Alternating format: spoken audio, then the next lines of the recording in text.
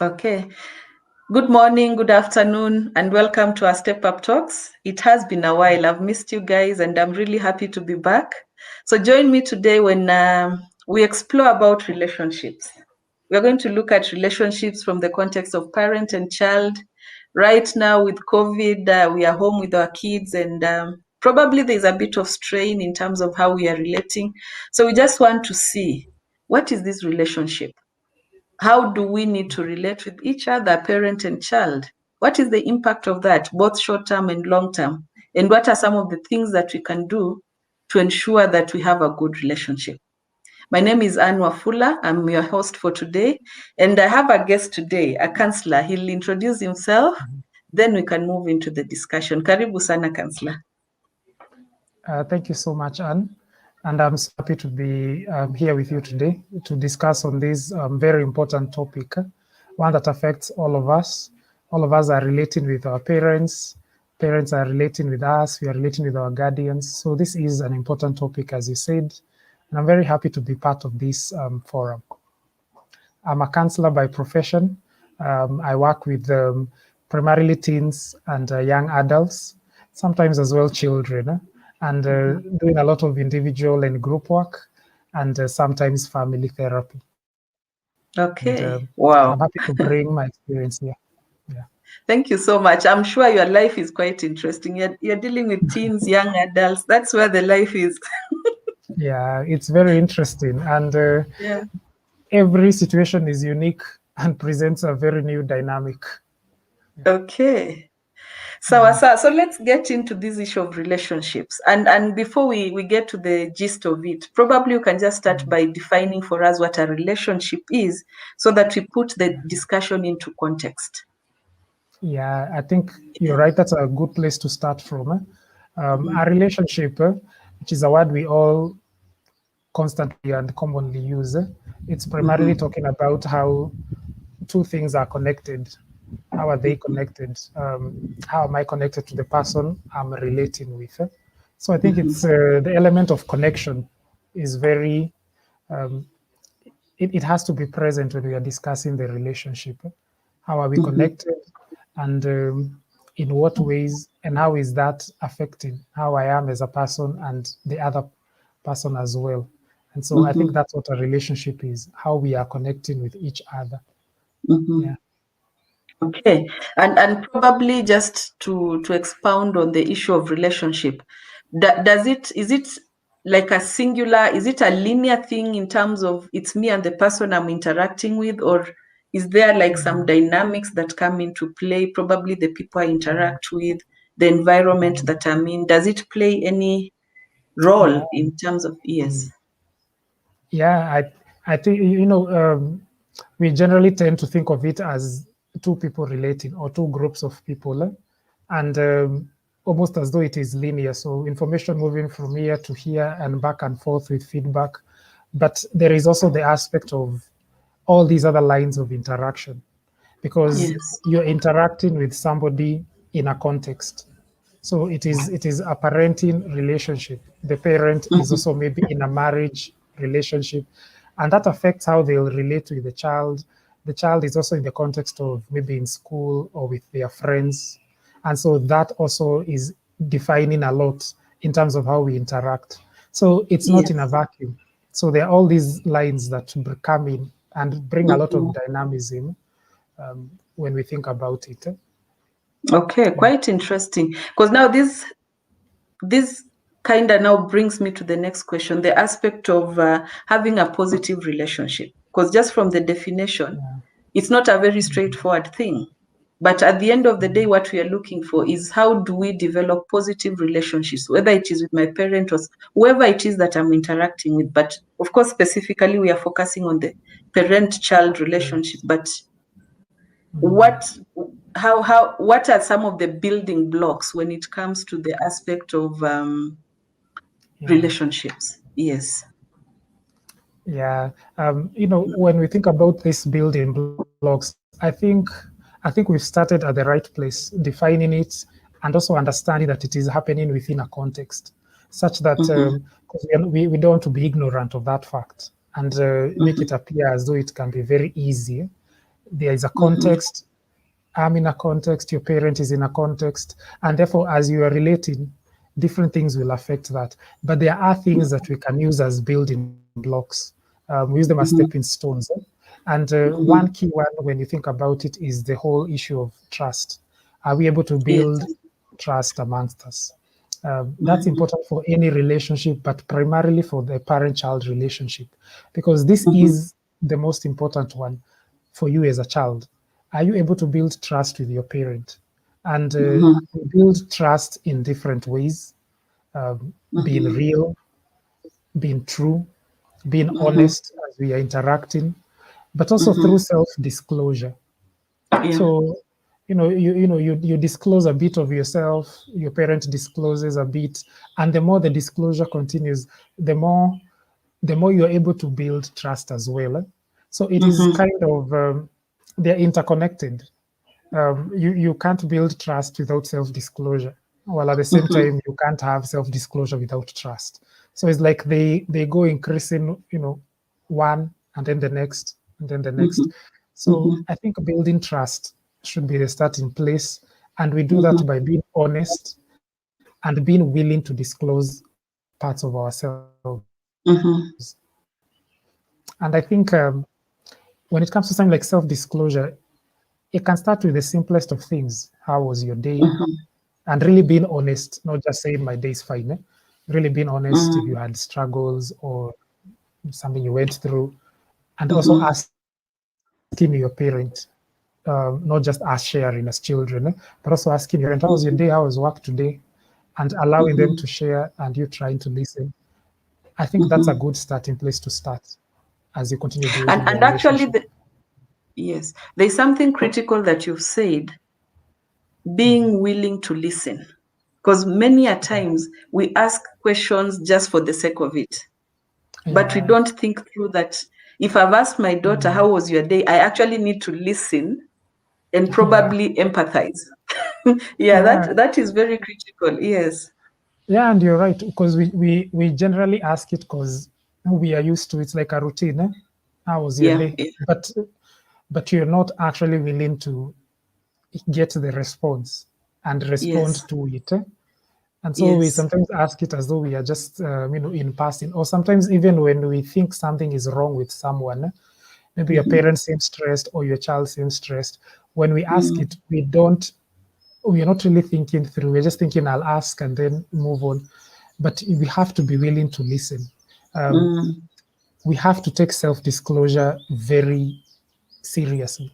And Yeah. especially as a counselor, I know how hard it is for a client sometimes to disclose and talk about their lives, including teenagers, because I work with them. It can be very difficult to get them to actually talk to you. So the minute you start with these small things that appear very tiny and mundane, like how was your day, and you really start taking those things seriously, and when they are sharing, you give them attention.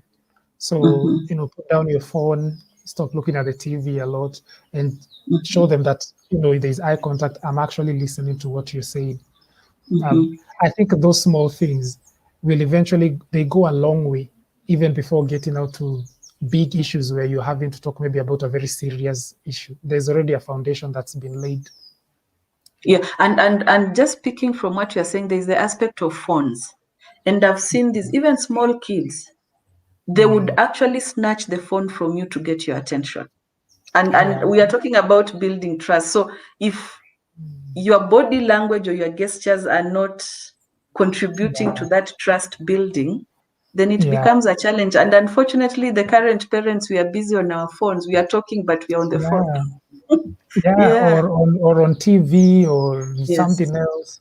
And you're right, because even when you talk about that self-disclosure, you see, that's communication, and it's both verbal and non-verbal. Yes. And we speak a lot. Actually, we usually say in counseling, you can't fake non-verbal behavior for long. Oh, So yeah. if you're not interested, eventually it will come out. Very And true. your child or even a parent may feel this person is not even really paying any attention. So it has to also be in our non-verbals, how we are communicating, and we're able to show that I'm not just hearing you, I'm listening, I am trying my best to understand. And you mentioned empathy, which I think is key, is being able to put yourself in that person's shoes and enter their world. So you're listening, that's what you're trying to do. I really want to understand what that meant for my parent. I mean, I don't have that experience, but I'm trying to get, and the same as well, I'm trying to understand what that can mean for my teenage son or daughter. Why is it so important to them how they dressed? Maybe to you, you're thinking it's not an issue, but the reason you're listening is because you really want to allow what they are saying to put you in that situation and try and see things as they are seeing it. And the more we do that, um, the more we are not just listening, but we are able to communicate that we can hear, the more trust is built. And it's not even about finding solutions or anything. That's when your child goes and you go and you feel, wow, I was heard, and that feels good. And that continues to build the relationship. Now I know that from the simplest of things to the most complex, I can come to you. I know I'll be heard. Yeah. And that just brings something to my mind. And many a times you'll find that our children will say, oh, you don't trust me, you don't care about me. What would be some of the things that would contribute to a child feeling that way? Or at times when the child starts speaking, the parent has already said, no, you are lying, such like things. What could be the contributory factor? Yeah, I think, those are also situations I've had to deal with, where maybe a child says this, but then keeps saying, my parents don't trust me, or parents also say, I would want to do that for my child, maybe give them money to go and do something, but I don't trust they are telling me the truth. And Yeah. I think the first thing is to admit that there is a legitimate concern that is bringing the issue on trust. It's not out of anywhere, and we have to admit it on both ends.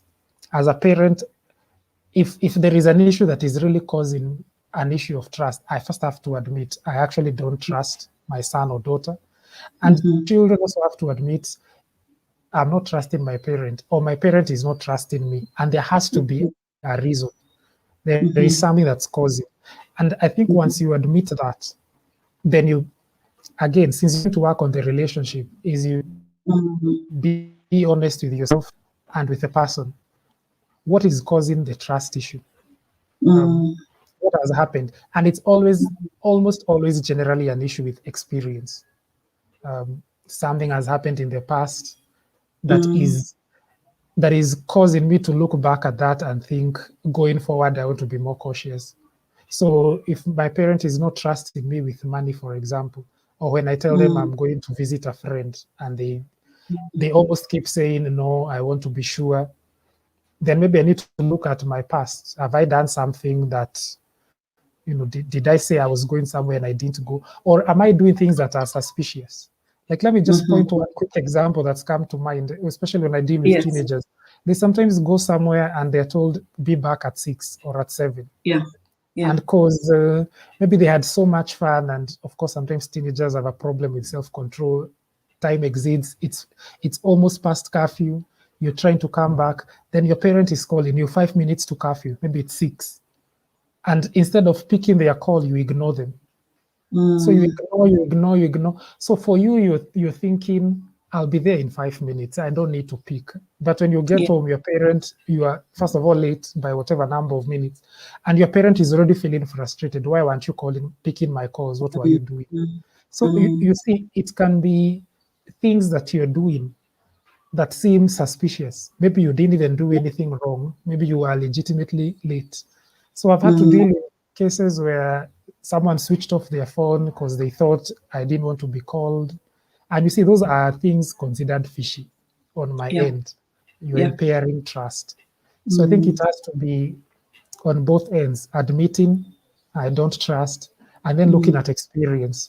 Are there things I've done that have contributed to this state? Did I not keep my word at a particular point? And the parents as well, we also have to keep our word. If we promise we'll go somewhere by the holiday, unless there's a legitimate reason, we should keep our word, because then our children also will say, I don't trust you, or they may think my parents don't trust me. So we have to keep our word. We have to look at our experience and remember that trust is built over time. Yeah. Okay. Now that brings me to the next question, the aspect of the importance of having a good relationship. Yeah. Okay, it kind of sounds obvious that we need to Yeah. have good relationships, but maybe you could just highlight why it is important to have good relationships, especially in the context of what we've talked about, the building blocks Yeah. to these relationships. How do we marry that to the importance of having good relationships? Yeah, and it's really important because the parent-child relationship, it's the most significant of all. I think because it sets the foundation for everything else. Parents pass on a lot of who they are to their children, um, directly and indirectly, not just by what we say, but our actions, our mannerisms, how we live life. We pass on a lot to our children, which means we are molding and shaping them for the future, for who they will become. And children, as they are developing, as they are going through different developmental milestones, they are borrowing a lot from us. So from the time they are children, there's a psychologist called Erickson who talks about how we grow psychosocially, how we meet certain needs. And one of them is like trust. By the time someone is around 0 to 1 year old, they're building trust with their primary caregiver, who is almost always the parent. They are building trust. They are learning that when I cry, someone attends to me. Someone comes to meet my need. I can trust that someone will always be there for me. You notice that's a really important need. By the time they are getting into teenage, it's an issue of forming their identity. And see, here their peers become very important because they want to be like their peers and find their identity there. But the parent, the aspect of authority, that the parent is this figure that's constantly present and stable. It's not like my peers who can keep changing or change their identity. That helps the child have some stability as they are looking for their identity. And so when you look at all stages of life, this relationship becomes the critical relationship because it will shape who I become in future, how I'll relate with people at the workplace, my spouse, and even my future children. So it can't be overemphasized enough. This is a relationship that we all need to seriously work on. And as we said, it's something we work on. It's not something that somebody is perfect in. Like I'm perfect. I've raised 5 children. No, you have to work on it, and remember that all our children are different. So you can even have 10 children. It does not mean that the 10th one will be easier to relate with because you have practice.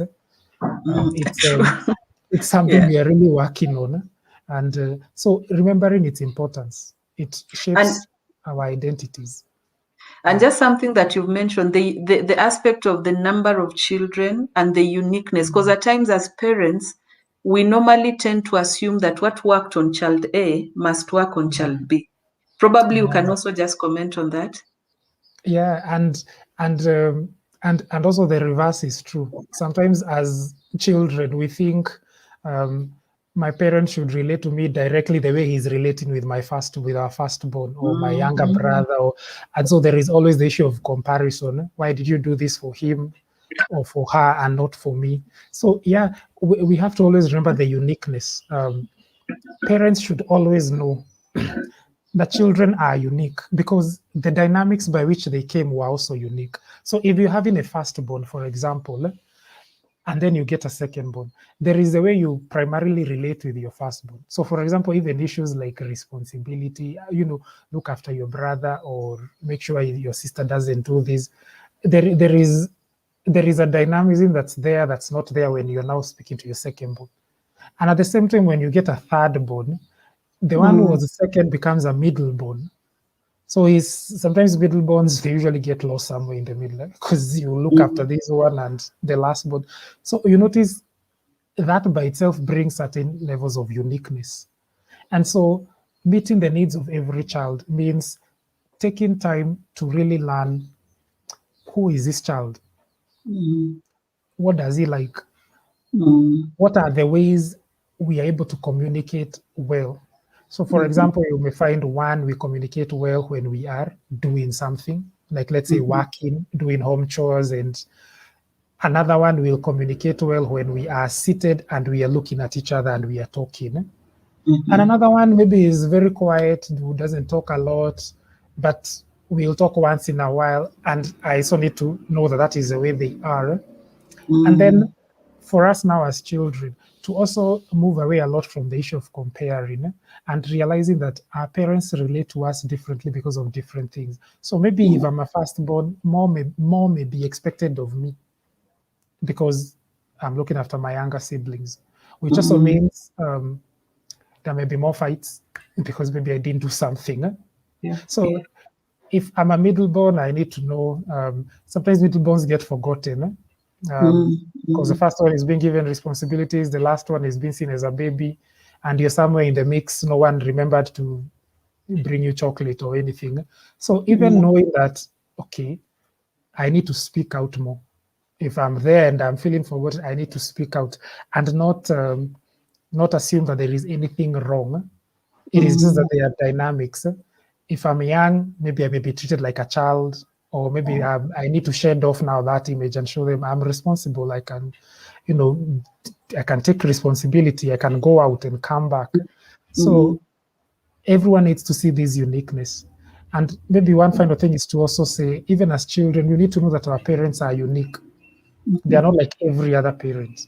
So mhm, I shouldn't compare my mother to my friend's mother. Um, I need to see her as a unique person and mhm, also take time to learn what kind of a person is she, mhm, or is he now your father? What do they mm, like as well? In fact, that's a challenge because most of mm, the times when we deal with topics like this, we may focus a lot on the parent and what the parent should do, and that is important. But also, us as children, do you even know your parents? What's their favorite color or mm, food? Or mm, what time is it best to speak to them about something? Is it yeah. a night when they've arrived in the morning? Is it supper time? What do they like? So that helps for you to understand the uniqueness. Yeah. Mm. Wow. I think that last point is very important for the children also to have an understanding of their parents, Yeah. because it's a two-way street. So we need to meet somewhere in between. And Yeah. as you said, we are also unique beings. So that Yeah. appreciation. Now we've talked about very nice things in relationships, Yeah. but I'm sure we also have some negatives. What are some of these things that can strain relationships that if we do not pay attention to, and not paying attention as in concentrating on them, but if they are rising or there is potential for them to arise, then we Yeah. need to mitigate or we need to anticipate and deal with them before they Yeah. actually ruin the relationship. What Yeah. could be some of these things? Yes. Yeah, thank you for raising that because there are many things that strain the parent-child relationship. Um, Mm-hmm. and even though we cannot look at all of them, I think Mm-hmm. whatever problem may come and strain, the things problems come, but the things that strain a relationship are primarily when we are not addressing those issues. In fact, I would say one of the major ones is ignoring, is leaving an issue as unresolved because Mm-hmm. what happens is they keep building up. So, if, for example, there was an issue to do with trust, I don't Mm-hmm. feel like I can give you money because I'm feeling like I'm not sure where you're going to spend it or what you will spend it on. Or maybe it Mm-hmm. is a child who feels my parents don't understand me. But then you're Mm-hmm. not raising that. Like, you're not Mm-hmm. raising that as the concern. Like, I always feel like you don't hear what I'm saying. What Mm-hmm. happens is that ends up becoming an unresolved issue and it remains just there in the background, but it will keep Mm-hmm. cropping up at different points brought about by different things. So I think Yeah. keeping things unresolved and not talking about them.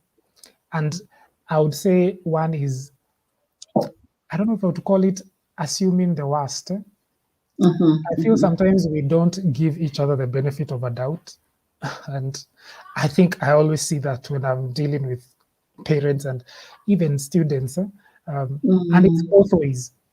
Even teens, most of us and youth, we don't even assume the best of our parent. So your parent is telling you, don't do this course at the university. Why don't you pick this? And a teen is there, a youth is there thinking, why are they ruining my life? They don't want me to be happy. And sometimes I ask, do you really think that is what your mother wants? Do you really think she's trying to ruin your life? You know she's not. So you see, you are assuming the worst instead of looking at it and thinking, I think I'm 100% sure that my mother loves me. She wants the best for me, and she's trying to guide me, even if we are not agreeing. So I think when we simply jump to assume the worst, so it can be children doing it, it can also be parents. I ask for something, you assume the worst immediately without reason. And then because we have unresolved issues, which nobody is bringing to the forefront, those unresolved issues start playing out when I'm assuming the worst. So I would say those are two things that keep straining a relationship. And I'd say the last one is not spending time together, not spending time, just spending quality time. And quality time is defined as the time that the other person considers quality. So maybe my quality time is staying in the house watching a movie and not talking about my life or your life. I just want to be there with you and with my parents and we're watching a movie. So for that, maybe that is very quality for me. But then maybe for somebody else, it is the talking. It's that time when we've sat, we have a cup of coffee or tea and we are talking. Or for somebody, it could be going out, maybe when the lockdown is lifted and all, going out and maybe sitting there, eating together and talking. So quality is defined as what the other person defines as quality. And so I think if I'm a parent and I want to spend quality time with my child, the quality time should be what the child defines as, because that's what I'm trying to do. And then us as children, when we also want to spend quality time with our parents, it should also be us sacrificing and wanting to do those things that our parents consider quality. So maybe your mom likes cooking and you don't, but you want to spend quality time with them. Don't pick your favorite hobby. You can go to that kitchen and say, that day I'll help you doing that, because that is the quality time she will enjoy. So when we don't spend that time, it also strains the relationship. And if you notice, like those three things, just as a summary, they are all things that we do long term. Yeah. We keep doing them. And whatever other problems come up, an issue in school, an issue at home, whatever other problems come up, you already have this firm foundation on how to deal with any other future issue that comes. So I think those are the few I would say for now. Okay, and just listening to what you're saying, one of the things that comes into my mind, and it's actually a core issue in our mentorship, coaching and mentorship program, the aspect of perception and attitude, and how it helps in terms of shaping the kind of output, the kind of results that you're looking for.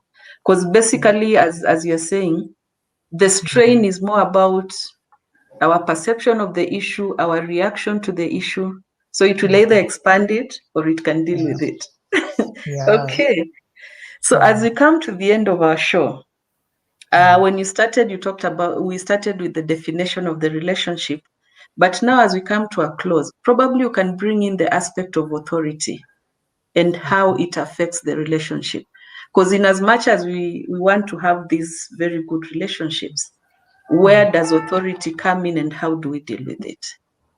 Yeah, and just as you said, we want a good relationship and we want to be friendly to each other, cordial, loving, compassionate. There is also the aspect of authority and respecting authority. And this is primarily on us as children, and at the same time for the parents to also understand. Parents need to protect the authority, and primarily moral authority, and you need to protect it. Don't go back on your word. Don't do things that you're telling your child not to do. that you engage on. You're protecting your authority because you're still an authority figure. You're supposed to be in a position to speak into your child's life, direct them, and sometimes make demands. And those demands make sense if they're coming from a person from whom the child already respects. So when you're telling me, be home on time, do the right thing, and as a child, I can also see you also do the right thing. You provide, you stick by your word. It protects your authority. And at the same time, us as children, we also need to respect that authority. We need to know that our parents have a right to sometimes make demands on us, and not everything should come as a request. There are things they can say, no, for now, this is the way I want it to be done. And we all have to agree that the parents have the right to do that. And I think once you have formed a good relationship, because this is not authoritarianism, it is not like, it's not authoritarianism, it's not dictatorship. When you have formed a good relationship, then even when they make demands, remember you will never assume the worst because you already have a relationship where I am loved, I'm cared for, they want the best for me. And so that informs my understanding of the authority of my life. So sometimes parents will say, let's do this instead of what you want. Sometimes it's a negotiation, and you may even eventually have your way, and they agree. Sometimes you will not, and they will say, let's do it this way instead. And we don't go resentful or having a grudge or feeling like they are dictating. We simply recognize that they also have authority as parents. And they have the right to do that because of all that they are doing for you and that they want the best for you. So the relationship informs that. It informs that. And as parents, we've protected our authority so that it can have say and even sway in what you're saying. Otherwise, protect your authority. Don't do things that are impugning it. And we can do a lot of things that impugn our authority. Bad things in their presence, or can be simple, speaking vulgar language. And then, of course, when your child says something, you tell them to stop. And the child is thinking to themselves, why are you even saying? And I heard you. So we need to do things that protect our authority. We don't lord it over our children. It's not authoritarianism. There are things which we negotiate. And sometimes even when you want to make a demand, I think it's in how we raise the issue and how we also, because we are not loading it or making it a dictatorship thing, we are using our language to show them this is the right way, this is why this demand is there and why they have to follow it. So it's both of us recognizing the issue of authority. Yeah. Okay. Thank you so much. And you remind me while growing up, the aspect of love and hate at the same time. Yeah. You know that this person wants the best for you, but what they're doing, you don't like it. So there's that emotion, and as a child, at times you really don't understand. So, but as you grow up, then you get to appreciate that this was for the best in terms of making me a better person. So at this juncture, we've run out of our time. So probably you can just share your parting shot so that we can come to the end of the show. I really appreciate what you've shared. Quite informative. Quite informative. Yes. So probably just some tips or parting shot as we come to the end of the show. I think my parting shot would be to remind everyone this is a relationship we build. It's not there by default. And I don't know, it's difficult to even say you get better at things because it's always dynamic. There are new challenges. Every child presents a uniqueness. Every parent is unique. And so always remember that it is something I'm working on. We get better. And don't ever get too discouraged when the moments of, when there are challenges and the challenges are real and present. Don't get discouraged and feel like you're about giving up. You want to give up. Just remember it's something that we are building. I'm building the relationship, and focus on building the relationship, not just solving problems, building the relationship so that the problems find a foundation already laid.